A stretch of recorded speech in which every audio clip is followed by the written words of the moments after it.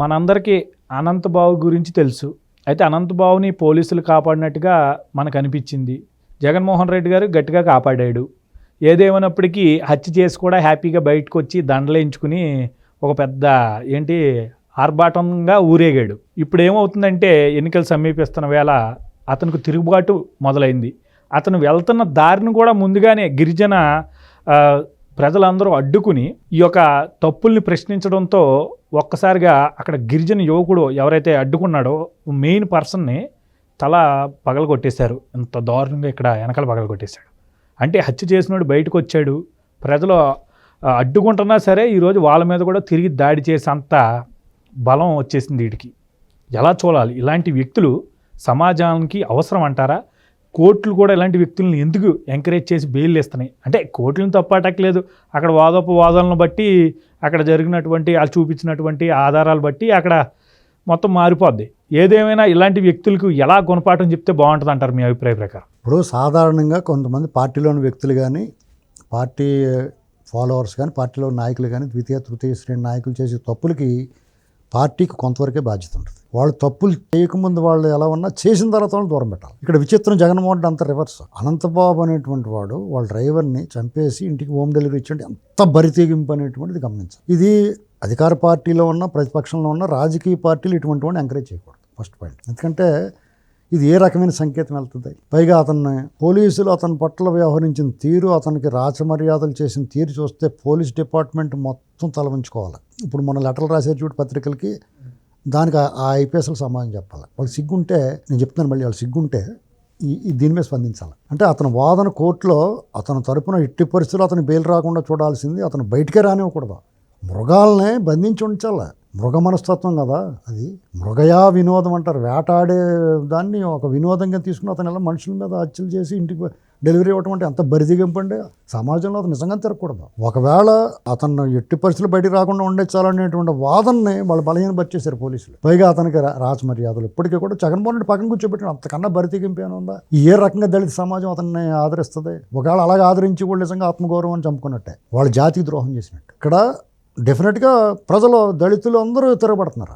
అతను మొన్న అంబేద్కర్కి దండ అయ్యకపోతే వెంటనే పాలాభిషేకం చేశారు, అతను అడ్డుకున్నారు, అతను తరిమి కొట్టారు. ఇప్పుడు మళ్ళీ గిరిజనులు, అతను ఒక డాన్ రామచోడవరం ఏరియాలో, అతను చెయ్యని దుర్మార్గ దొంగ వ్యాపారాలు లేవంట. ఎంక్వైరీ చేస్తే అతను అంటే భయపడిపోతున్నారు అక్కడంతా. ఎక్కడో సినిమాల్లో చూస్తాం మనం అలాగా, రాక్షసుడి సినిమాలో గట్టనే పిల్లి బిత్తిరికుంటలారా అని కొంత ఏరియాని కబ్జా చేసేసి ఎవరిని బయట రానివ్వకుండా లోపల అరాచకాలు, దుర్మార్గాలు, అవినీతి, అక్రమాలు ఇలాంటివన్నీ చేస్తూ ఉంటారు. ఇలాంటి ఇప్పుడు అందుకునే అంటారు truth is stranger than fiction.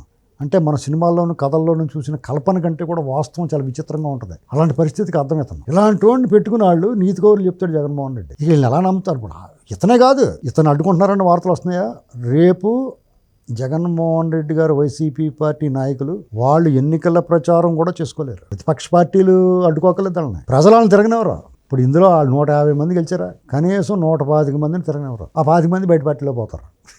అర్థమైంది నీకు? అంటే ఇప్పుడు ఓడిపోతున్నాం అని సంకేతాలు అందుతున్న తరుణంలో కూడా వీళ్ళలా పీటరేగిపోవడం, ఎదురు దాడి చేయడం, ఆ గాడిద గుడ్లు అన్నట్టు వ్యవహరించడం జగన్మోహన్ రెడ్డి కూడా ఏంటి అసలు? దేనికి అది ఎన్నాళ్ళు సాగుద్దయ్యా? ఇప్పుడు పోలీసులు వాళ్ళు వెనకాల ఉన్నారు. ఇప్పుడు వాళ్ళు మూడో సాబరాన్ని ఏంటి? ఇప్పుడు కూడా వాళ్ళ దౌర్జన్యం గెలవదు. ఇప్పుడు చట్టం, రాజ్యాంగం, న్యాయస్థానాలు ఈ మూడు ఒకదానికొకటి లింకప్ అయిపోయి ఉంటాయి. పోలీస్ వ్యవస్థ ఉంది. ఇప్పుడు ఎవడో నీ మీద దౌర్జన్యం చేసాడు వచ్చి, మీ ఊళ్ళో ఒక తెలుగుదేశం కార్యకర్త ఉన్నాడు, వాడు ఏదో ఫ్లెక్సీ కట్టుకుంటే వైసీపీ వాళ్ళు వచ్చి వాళ్ళకి పొగరు కదా, కరకట్ట మీదే చంద్రబాబు నాయుడు గారి ఇంటికి వెళ్ళి దారిలోనే ఆ ఫ్లెక్సీలు చింపారు. అదేంటని అడ్డుకున్నారని వీళ్ళు ఘర్షణ అవుద్ది, కొట్లాట అవుద్ది. టీడీపీ వాళ్ళు ఏం తక్కువలు కాదు, కుమ్మేస్తారు వాళ్ళని. తిరిగి వీళ్ళ మీద వేసాడు. ఒకవేళ వీళ్ళు ఇలా చింపేస్తున్నారండి బాబుని పోలీసుల దగ్గరికి వెళ్తే వాళ్ళు పట్టించుకోరు. ఇలా గట్టిగా అడిగితే వీళ్ళ మీద వేసేడతారు. ఇలాంటి పరిస్థితులు ఉన్నప్పుడు పోలీసులు వన్ సైడ్గా పనిచేస్తున్నప్పుడు వాళ్ళకి అదన బలం అది. వాళ్ళేం తోపులు తురుములేం కాదు. ప్రజల్లో అసలు ఆదరణ లేదు. వాళ్ళంటే అసహించుకుంటున్నారు. వాళ్ళ మీద భయం కూడా పోయింది. ఇప్పుడు అందరికన్నా ముందు భయం పోయింది ఎవరికి అనుకుంటున్నారు? ప్రజలకి. ఇప్పుడేంటి 2 ఏళ్ల క్రితం వెళ్ళి గడపకి వెళ్ళినప్పుడు అది ఎంపీయా, ఎమ్మెల్యే, మంత్రి కూడా చూడకుండా ఎగిరెగిరి దండేశారు, దుమ్మెత్తి పోసేశారు. నిజంగా లబ్ధిదారులు ఉన్నారనుకో, వీళ్ళ వల్ల మేలు జరిగిందంటే నాకు ఓటేయండి అంటున్నాడు. మరి ఎవరన్నా అడ్డుకున్నప్పుడు, తిరగబడి వాళ్ళని అడ్డుకుని తిరగనివ్వనప్పుడు వీళ్ళ వల్ల లబ్ధి పొందిన వాళ్ళు వచ్చి అదేంటి వాళ్ళ వల్ల ఉపకారం జరిగింది మీరేంటి మాట్లాడతానని అనాలి కదా. ఇంతకనలేదు. ఇప్పుడు రేపు ప్రచారం కూడా చేసుకునేవారు వాళ్ళని. ప్రతిపక్షాలు ఆ విషయంలో పెద్ద భయపడకలేదు, ప్రజలే తిరగబడిపోతారు. పోలీసు వ్యవస్థలో రేపు ఎలక్షన్ కమిషన్ కొన్ని చర్యలు తీసుకుని జగన్మోహన్ రెడ్డికి అనుకూలంగా ఉన్న వాళ్ళందరినీ పక్క తోసేసి కొంచెం గట్టోళ్ళని, మంచివాళ్ళని, నిబద్ధతగా న్యూట్రల్గా ఉండేవాళ్ళని, చట్టాన్ని న్యాయాన్ని కాపాడే వాళ్ళని, రూల్ ఆఫ్ లా పాటించే వాళ్ళని, కథ ఆనంద తినే వాళ్ళని పెడితే అసలు వీళ్ళు రోడ్డు మీద రాలేరు. వాళ్ళు ఫుల్ సెక్యూరిటీ వాళ్ళకి, ఆ అభ్యర్థులకి వాళ్ళు ఫుల్ సెక్యూరిటీ. ప్రజలు తిరగబడితే శ్రీలంకలో చూసాం ఎలాగుందో. శ్రీలంకలో ఏం జరిగింది? నువ్వు నిరంకుశం దుర్మార్గం చేసేస్తా, నేను నీ ఎంతలో వ్యవహరిస్తాను, నా చేతిలో సైన్యం ఉంది కదా, పోలీసులు ప్రైవేట్ సైన్యంలో వాడుకుని పైగా కృష్ణానగర్ నుంచి కొన్ని డ్రెస్సులు తెప్పించి కొంతమంది దొంగోళ్ళకి వేసేసి మళ్ళీ వాళ్ళని కూడా వదిలేస్తున్నారు. అవన్నీ ఆగిపోయిన రోజుని పోలీసులు కింద స్థాయి సిబ్బంది ఉంటారు, సిఐ కింద నుంచి వాళ్ళందరూ రగిలిపోతూ ఉన్నారు. అడ్డగోలుగా అన్యాయం చేయమంటే ఎలా చేస్తారండి? రూల్ ఆఫ్ లా వాళ్ళకి రూల్స్ తెలుసు, వాళ్ళు చదువుకున్నారు కదా. ఈ పార్టీ నా లెక్క ప్రకారం ఎన్నికలకు ముందే చేతులెత్తేస్తుంది. అందుకని ఈ అవకాశం వాళ్ళ చేతిలో ఆ బ్యాచ్ ఉన్నంతకాలం వీళ్ళు ఈ దుర్మార్గాలు చేస్తారు. ఎలక్షన్ కమిషన్ చేత, కోర్టుల చేత ముట్టుకెళ్ళి గోడ గుచ్చేయించుకుంటే సిగ్గులేదు వాళ్ళకి. ఏ రకంగా అనంతబాబుకు అనే శాంపుల్ ఇంకా ఇలాంటి సీన్లు ఇప్పుడు కొడాలని అడ్డుకుంటలేదు. ఆడ పెద్ద తోపుతురు మాంత్రికుల్లో ఉన్నాడు, ఆడ మెళ్ళ పూసల దండలు వేసుకుని భయపెట్టిలో ఉంటాడు. అయినా సరే అతన్ని లెక్క చేయట్లేదు, ఇంకెవరిని లెక్క చేస్తారు? జగన్మోహన్ రెడ్డిని ఇప్పుడు చంద్రబాబు గారు మీటింగ్ పెట్టినట్టు పెట్టమని చూద్దారు. జనాలు అడిగి ప్రశ్నకి సమాధానం చెప్పకుండా వాళ్ళ పులివెందులో జరగమన్నా, షర్మిల అడిగి ప్రశ్నలకు సమాధానం చెప్పమన్నా. కాబట్టి కొన్నాళ్ళు సాగుద్ది స్వామి, సాగినంతకాలం తనంతటి వాళ్ళు లేడనుకుంటాడు. అధికారం అంతమైపోయిందారు, దీని మొక్కలు ఎవడ తప్పుడు. కేసీఆర్ గారి పరిస్థితి చూడు, అక్కడ దాకేందుకు అంతకన్నా తోపు తురుము ఎవడన్నా ఉన్నాడు, ఆయన అలా మాట్లాడేవాడు. పైగా ఇప్పుడు కూడా మాట్లాడుతున్నాడు ఇంకా చంద్రబాబు గారిని కట్టన్నా. ఇప్పుడు జగన్మోహన్ రెడ్డి అంటే ప్రత్యర్థి కూడా మాట్లాడడానికి. కేసీఆర్ గారు ఇంకా ఆ పావుకి తోకలో ఉంది ప్రాణం, ఇంకా జగన్కి ఇంకా సాయం చేయాలన్నట్టుగా చేనేతల గురించి ఏదో మాట్లాడితే చంద్రబాబు గారు పేరు ఎత్తుతున్నాడు. ఇప్పుడు ఇంకా మన కోపం తగ్గింది జనాలకి, ఒకసారి ఓడిపోయిన తర్వాత. ఈసారి మళ్ళీ వేస్తారు కాంగ్రెస్. మళ్ళీ ఇప్పుడు కొత్త లీకులు, కాంగ్రెస్ బీఆర్ఎస్ విలీనం అని. ఏది లెక్చర్? ఏమైనా బీఆర్ఎస్ పేరు మారుతారు, వాస్తులు అట్లమే పోతున్నారు. ఏమైనా కానీ దాని చరిత్ర ముగిసి ఒక 6 నెలల ముందు ఇక్కడ చరిత్ర ముగిసింది తెలంగాణలో. మంచి రోజులు వస్తున్నాయి తెలుగు వాళ్ళకి. నెక్స్ట్ వరుసలో జగన్మోహన్ రెడ్డి ఇంటికి వెళ్తాడు. ఇక్కడ ఫోన్ ట్యాపింగ్లు ఎలాగైతే బుక్ అయ్యారో 100 రెట్ల కేసులు ఉంటాయి అక్కడ. ప్రతిదీ కేసే అక్కడ చేసే ప్రతి స్కామ్.